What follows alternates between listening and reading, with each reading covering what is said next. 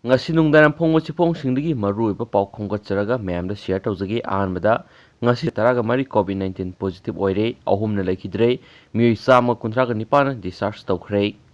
satliba pung kunga mari asida manipur da miyoi saniga taraga mari nauna covid-19 na positive oire miyoi ahumna laikhidre ngasi su miyoi samaga kuntraga nipana laisat asidagi phaduna discharge tawkhre hairi health department ki additional director su oiriba department asigi wangang loi Dr. Khairom Sasikumar Mangana Thadorokpa Sirol Amana Hai ngasi nauna positive oikiba miyoi saniga tara mari asigi manungda taruk amadi Central Armed Police Force tagini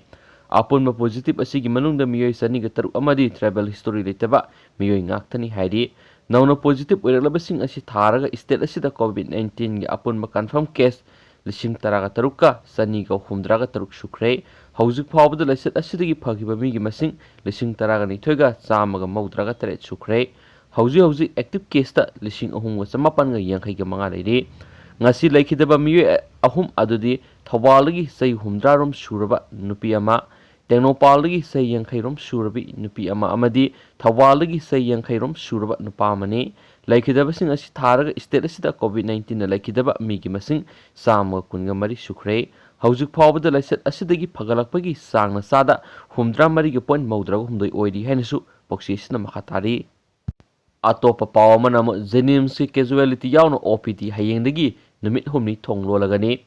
Jenims ki campus manungna COVID-19 gi oirakliba phibam gi yenglaga casualty yauna OPD punama hayengdagi hybrid sachet kungani thoidagi thasigi sachet kunga manga phawbon mit humni thonglolagani haina Jenims ki director TS Bimona Sirol ama thokre Sirol asina hai Jenims ki campus manung asi thonglolingai manungda health care professional sing contact tracing tawani loinana hospital asigi ward casualty operation theater amadi hospital sanitization amadi fumigation tawani hanasu boxation makatarakli atopa yamna nungaitaba pawmana covid positive oiraba miyoiga naknaruba miyoi ama numit mapani test tawbidana thambadagi wakhalgi laina nare COVID-19 positive oibadagi COVID care center singda layengnaba pukraba miyoi singa naknaramba miyoi yankhai gi mathoimak masak khangdoktuna thamba numit mapani suraba phawbada mari lainaba authority na COVID test tawbidana thambire miyoi singa sigi marakta miyoi ama wakhal gi lainana naba horoktuna nena tadaba phibamda hauzik laire haina COVID-19 joint task force paurabina press ta thadorokpa sirol amada hairi sirol asina hai wakhal gi lainana naba horakpadagi nena tada Fibam lairiba nupa asi masagi sai kuntraga marirom sure maaki masada hauzik nungaitaba kya phaurakle nungaitaba si covid-19 gi symptom ulakpa soidana oigani haina mahak masamangna task force ta telephone tawduna kangalakle masamangna babina diagnostic center da satuna test tawrure adubo hauzik phawbigi oina result phangdri maramaduna wakhal laitadraba miyoi asigi punsida phatanungda thorakpa tarabadi manipur sarkar gi daito oigadabani hairi Sirol Sinhai Paurabi Khul asidagi mauna amasu positive oiduna hauze lamboi khonang kongda leiba covid care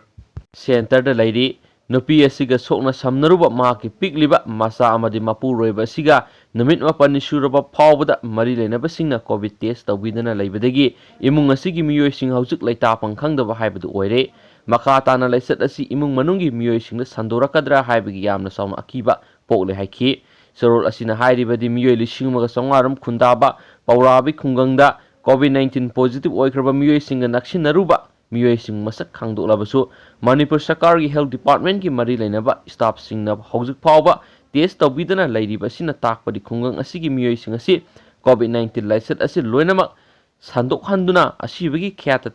tahalagi haibani maram maduna athuba matamda test tawbidana lairiba miyoi sing asi takthokpiraga negative oire positive oire haibadu khangdolaga makha tana ana yamgi thabak sathabiyu loinana khungang asigi miyam covid-19 nagi ngakthoknaba lokhatbam thokpa section thorangi thaba adu chapchana lokhatpiu haijaragli hana pausiation su makha tana phungduragli atopa pawmanamo nipkon airport gi yamlaba kwamana phagatuna manghankhre Mapaldagi flight ta pusilakpani haiba yamlaba kwamana polangsing asi nipko gi thamising airport gi puthorakpada phare haide pharaba kwamana sing miyam mamangda mai thaduna manghankhre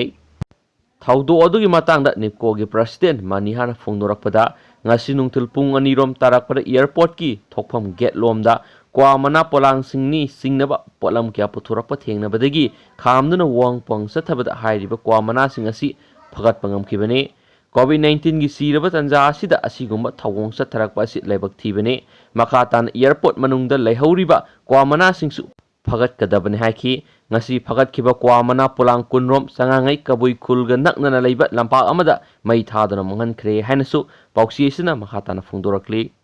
atopa pau khara namu Parliament se putholaga sairengumna paba miyamna khangi karam syam hauzik lok sabha election na vote lising mapan hena phanglibadu aigi mapandagi ni natrabadi vote chahum khak phanglamgani Manipur gi oina lok sabha da inergi MP oina satliba MP asina Parliament phuri khawdagi si ama putholaga sairengumna paba lamdam asigi miyamna khangi haina LJP gi amata ngaira balang thabal kendra gi MLA karam syam na ngasi phungdokre wafam asi maki social media account thagalakiba video amara phungdokibani mahakna hai langthabal miyu ama okpagi tharamga mari lainana inergi MP na mari lainadaba wafam kya phungdokibadu laibak thibani LJP dagi ticket piraroi haibadagi tokiba miyu ama okpagi tharam aduda MP na kendragi lambi semada MLA na thingle haibasi angakpa pui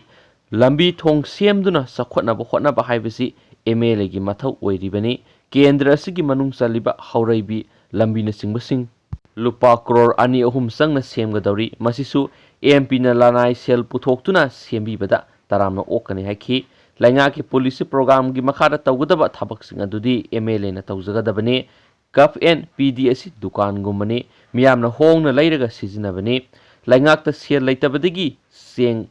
thau singbasing leidabani Laiba Lairabadi Miamna Langakna Liam Nigan Tokpayai MP ama oiraba phawba Cup and PD haibasi karino khangdre angang masagi mawongda pangang ngang ba si tawhaningde haukiba Lok Sabha gi election da inergi MP na vote lising mapan hena phanglibadu aihaki ipanani maduna lamdrabadi vote chahumdagi hena phanglamloi aduguma kayadu khangjingadabani MP ama oina tawphom thokpa thabak masak khangna tawsi haina makhatana phungdoki hainasu pauksi isna makhatarakli loisilakpo oina atopa paw manamu MLA kuntraga mari kuntraga manga PU Manipur semge hairibasi MLA kaithel da yonba jala Ibobi Congress Legislature Party gi lusingba hanagi Chief Minister O Ibobi na Hangkhre Handak Chief Minister na MLA kuntraga mari kuntraga manga PU Manipur semge hairibasi MLA haibasi kaithel da yonba jala Yamna nokningba wafam asi wangoi kendra gi maraki mikhalda Congress ki merep oiriba salam joy gi phiral singkhatpe ki thoramda Shri Ibobina haikibani Shri Ibobina makha taraduna lusingba amagi wafam yamna maru oibani adubo BJP gi lusingba sina ngangthokliba wafam asi sinda panglaw da lawba thabakti ude khungang chalu sing chalu school chalu lawriba si karamba ahongba uba phanglabage thabak khudima pungsai sairapni haiki Thoramadуда MPCC ki President M. Okendrosu Saruyaki haina pauksi sina makhatana phongdoragli. Thank you.